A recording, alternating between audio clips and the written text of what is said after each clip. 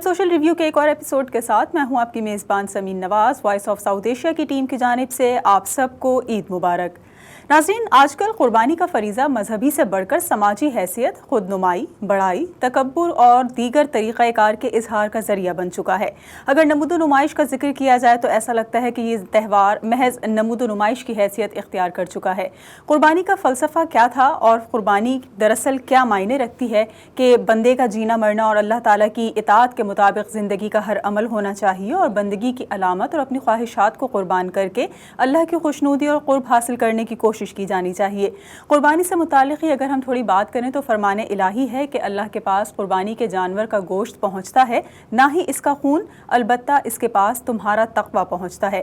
اللہ تعالیٰ نے ان جانوروں کو تمہارے زیر حکم کر دیا ہے تاکہ تم اللہ کی راہ میں ان کی قربانی کر کے اللہ کی بڑائی بیان کرو کہ اس نے تم کو قربانی کرنے کی توفیق بخشی ہے۔ قربانی کے فریضے کی اگر بات کی جائے تو اس میں شکر، اطاعت، اثار اور رضائے الہی کا حصول بنیادی عوامل ہیں۔ اگر ذکر کیا جائے کہ کس طرح سے اس کی بنیاد پڑی تو حضرت ابراہیم علیہ السلام نے جس طرح آتش نمرود میں کود کر اللہ پر توکل اور بھروسے کا مظاہرہ کیا اور 100 سال کی عمر میں اکلوتے اور مرادوں سے مانگنے والے بیٹے اور اپنے بڑھاپے کے واحد سرمائے کو اللہ کی راہ میں قربان کرنے کا عمل کیا، اور صابر و شاکر بیٹے نے اپنے باپ کو اللہ کے حکم کی تعمیل کرنے اور خود صابر و شاکر رہنے کی یقین دہانی کرائی، اس میں ایک فلسفہ پنہا ہے۔ لیکن ایسا لگتا ہے کہ آج کل لوگ اس فلسفے اور تصور کو بھلا بیٹھے ہیں۔ پہلے ذی الحج کا مہینہ آتا تھا تو ابراہیم علیہ السلام کے جذبہ قربانی اور اطاعت الہی کو زیر بحث لایا جاتا تھا، لوگوں کو اس کی اہمیت کے بارے میں اس کے تصور اور تفصیلات بتائی جاتی تھیں، اور قربانی کے جانور کو محض اللہ کی رضا کی خاطر خریدا جاتا تھا۔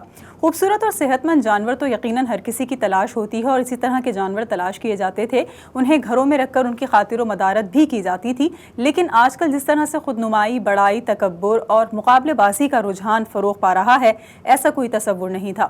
قربانی خاصی کم تعداد میں ہوا کرتی تھی، محض صاحب نصاب افراد ہی اس فریضے کو سر انجام دیا کرتے تھے، لیکن نہ تو قربانی کرنے والوں کے دلوں میں خود نمائی، تکبر اور غرور و نمائش کا جذبہ ہوتا تھا، اور نہ ہی قربانی نہ کرنے والوں کے دلوں میں احساس کمتری اور ندامت کا کوئی احساس ہوتا تھا۔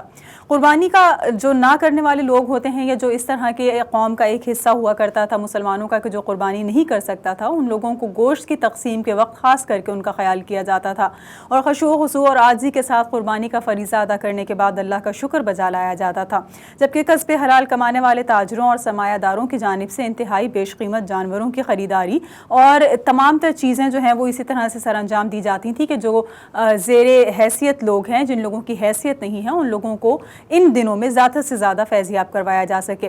اب جس طرح کا طریقہ کار دیکھا جا رہا ہے، ایسا کیوں ہے؟ کیوں نمود و نمائش کا ترغیب دیتا پہلو ہمیں نظر آتا ہے؟ لوگ مہنگے ترین جانور خرید لیتے ہیں، بھاری بھرکم جانور خرید لیتے ہیں، اور یہ باور کرانے کی کوشش کرتے ہیں کہ قربانی محض اسی طرح کے مہنگے ترین جانور کی قبول کی جائے گی، اور جو تھوڑا کم حیثیت لوگ ہوتے ہیں یا جو تھوڑے زیادہ بھاری جانور نہیں خرید سکتے، کم قیمت کے جانور خریدتے ہیں، وہ تھوڑا سا اس چیز کی نرغے میں آ جاتے ہیں، اور ان کا تھوڑا کانفیڈنس ہمیں جو ہے وہ لوز ہوتا ہوا نظر آتا ہے۔ ایسا کیوں کر ہے، اور کیوں کر مسلمان معاشروں میں یہ چیزیں فروغ پا رہی ہیں؟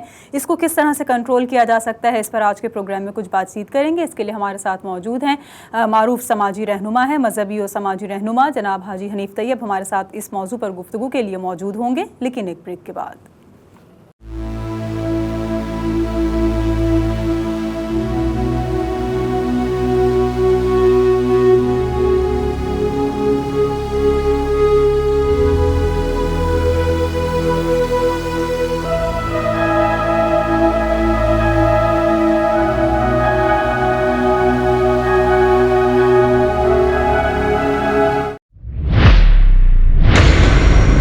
امریکی تاریخ میں ہوگا پہلی بار نیو جرسی کے یوگی بیرا اسٹیڈیم میں پاک بھارت کرکٹرز کے درمیان زبردست ٹاکرا۔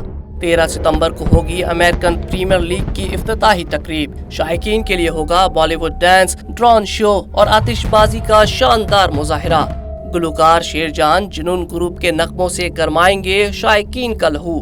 ٹکٹوں کی بکنگ تیزی سے جاری ہے۔ You guys need to come there and support the Pakistani team. American premier league کی ویب سائٹ پر آج ہی اپنی ٹکٹ بک کروائیں، یا پھر فون نمبر 9143401127 پر رابطہ کیجیے۔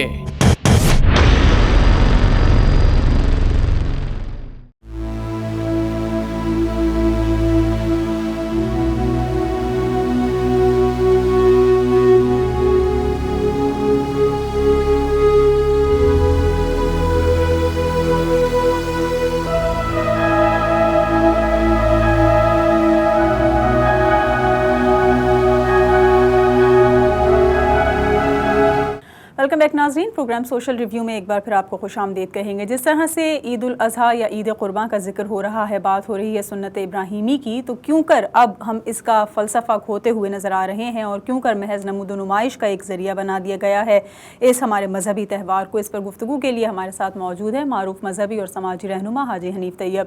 بہت شکریہ سر، آپ نے وقت دیا پروگرام کے لیے۔ سب سے پہلے مجھے بتائیے گا کہ سنت ابراہیمی کی ادائیگی یقیناً مسلمانوں کا ایک مذہبی اور دینی فریضہ ہے، لیکن کیا قربانی کا اصل مقصد ہم کھوتے جا رہے ہیں، ہم یہ بھولتے جا رہے ہیں کہ قربانی کا دراصل مقصد کیا ہے؟ تھوڑا سا ہمارے دیکھنے والوں کو اس کے بارے میں بتائیے۔ بسم اللہ الرحمن الرحیم، الصلاۃ والسلام علیک یا خاتم النبیین۔ بہت اچھا سوال کیا ہے۔ قربانی کا مقصد حضرت ابراہیم علیہ السلام اور حضرت اسماعیل علیہ السلام کی اس تاریخی سنت کو دوبارہ ذہن میں تازہ کرنا ہے۔ کس طرح ایک والد نے صرف اپنے بیٹے کو بتایا کہ میں نے خواب میں دیکھا ہے کہ میں اللہ کی راہ میں اپنی سب سے پسندیدہ چیز کو قربان کر رہا ہوں۔ حضرت ابراہیم علیہ السلام کی عمر بہت زیادہ تھی جب حضرت اسماعیل علیہ السلام پیدا ہوئے تھے، تو سب سے پسندیدہ چیز حضرت اسماعیل علیہ السلام تھے۔ تو جب بیٹے نے یہ بات سنی تو بیٹے نے کہا جو آپ کو اشارہ کیا گیا ہے اس پر آپ عمل کیجئے، مجھے انشاءاللہ استقامت کے اوپر قائم پائیں گے۔ تو یہ قربانی کی یاد اللہ کو ایسی قربانی پسند آئی کہ یاد ہمیشہ کے لیے تازہ کر دی، اور عید قرباں آ گئی اور ہم کو قربانیاں دینی ہوتی ہیں۔ قربانی میں دو عنوان سامنے رکھیں۔ پہلے تو حضرت ابراہیم علیہ السلام سے یہ کہا جانا کہ آپ اپنے پسندیدہ چیز کو، پسندیدہ بیٹے کو اللہ کی راہ میں قربان کر رہے ہیں، تو انہوں نے یہ نہیں کہا کہ مجھے تو بہت بڑی عمر میں بڑے طویل انتظار کے بعد بیٹا ملا ہے۔ انہوں نے اپنے آپ کو آمادہ کیا۔ پھر بیٹے کی قربانی دیکھیے کہ بیٹے نے کہا کہ بیٹے نے نہیں کہا کہ اس خواب کا کوئی اور مطلب بھی ہو سکتا ہے، مجھے قربان کرنا مقصود نہیں ہو سکتا، لیکن ایسا نہیں کیا۔ تو علامہ اقبال نے اس کو یوں یاد کیا کہ فیضان نظر تھا کہ مکتب کی کرامت تھی، سکھائے کس نے اسماعیل کو آداب فرزندی۔ ہمیں سبق ملا کہ پوری زندگی اللہ کی راہ میں اپنی پسندیدہ چیز کو قربان کرنے کے لیے ہمیشہ ہر وقت غیر مشروط طور پر اخلاص کے ساتھ قائم رہیں۔ حاجی صاحب، یہ بتائیے کہ ہمارے معاشرے میں آج کل قربانی کے فلسفے کو سمجھنے کے بجائے اسے نمود و نمائش بنا دیا گیا ہے، اور محض یہ خیال کیا جاتا ہے کہ جو صاحب دولت لوگ ہیں، صاحب حیثیت لوگ ہیں، وہ جس طرح کی قربانی کریں گے یا جس طرح کے وہ مویشی قربانی کے لیے لے کر آئیں گے، اسی طرز کے تمام تر مویشی ہونے چاہیے، اتنے ہی بھاری بھرکم، اتنے ہی زیادہ قیمتوں کے مویشی اگر ہوں گے تو زیادہ مناسب سمجھا جائے گا، اس قربانی کو تعریفی نظروں سے دیکھا جائے گا۔ آپ کا کیا خیال ہے اس طرح کی سوچ کا یا اس طرح کے رویوں کا تدارک کس طرح ممکن بنایا جا سکتا ہے؟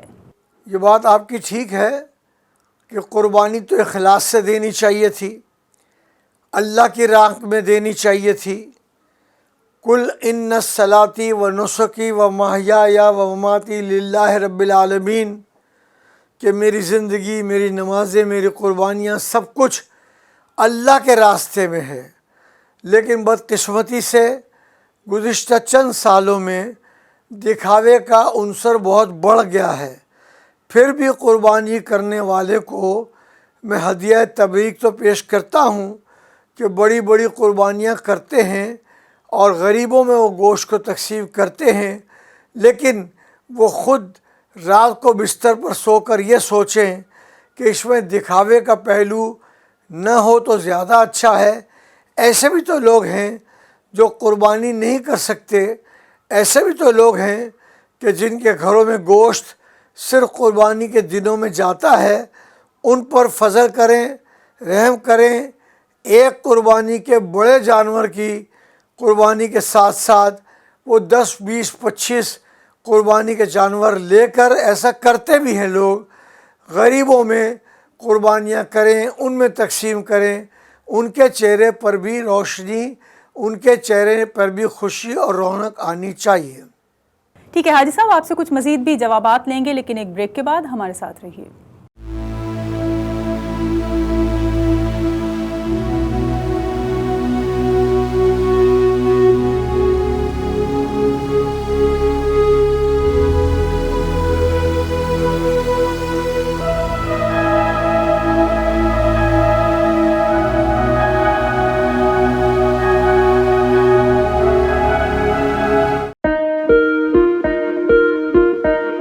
کیا آپ امیگریشن کی راہ میں حائل رکاوٹ سے پریشان ہیں اور آپ کو خاندان کے افراد کی امریکہ میں مستقل سکونت کے لیے مشکلات کا سامنا ہے تو ہم بنیں گے آپ کے مددگار۔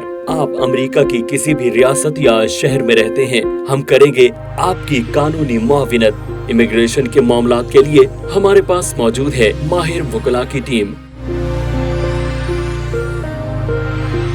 تو ابھی رابطہ کیجیے 4242706677۔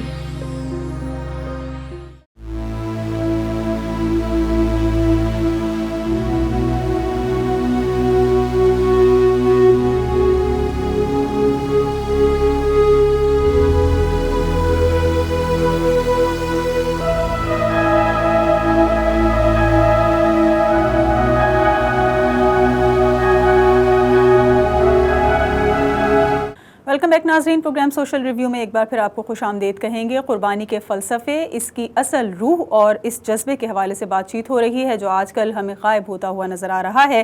حاجی حنیف طیب معروف سماجی اور مذہبی رہنما ہمارے پروگرام میں موجود ہیں۔ حاجی صاحب یہ بتائیے کہ دیکھا جاتا ہے کہ زیادہ تر دولت مند لوگ بھاری بھرکم جانور گھر لانے کے بعد اسے خود نمائی کے طور پر استعمال کرتے ہیں، یعنی وہ یہ شو کرنا چاہتے ہیں کہ ان کے پاس کتنا زیادہ مال و دولت ہے، اور اسی طرز پر، اسی بنیاد پر انہوں نے مہنگے سے مہنگا جانور خریدا ہے۔ اس سوچ کی وجہ سے یا اس عمل کی وجہ سے جو سفید پوش طبقہ ہے، جو کم حیثیت لوگ ہوتے ہیں یا جو زیادہ مہنگے جانور افورڈ نہیں کر پاتے، ان لوگوں میں ایک طرح کا احساس محرومی یا احساس کمتری ہمیں جنم لیتا نظر آتا ہے۔ کیا آپ سمجھتے ہیں کہ معاشروں میں، خاص کر کے مسلمان معاشروں میں، اس طرح کا رویہ درست ہے؟ ظاہر ہے سفید پوش بیچارہ یہ سوچتا ہے کہ میں قربانی نہیں کر سکتا، میں اپنی سفید پوشی برقرار رکھ کے بچوں کے ساتھ گزارا کر لوں، یہی بڑی بات ہے۔ تو اس لیے بڑے بڑے جانور خرید کر اس کو ٹہلانے کے لیے ادھر ادھر لے جانا، جمع کرنا، اس کی نمائش لگانا، لوگوں کا آنا، اس نمائش کو پھر بعد میں مختلف ٹیلی ویژن چینلز کے ذریعے سے عام کرنا، اس میں اخلاص پر برا اثر پڑ سکتا ہے۔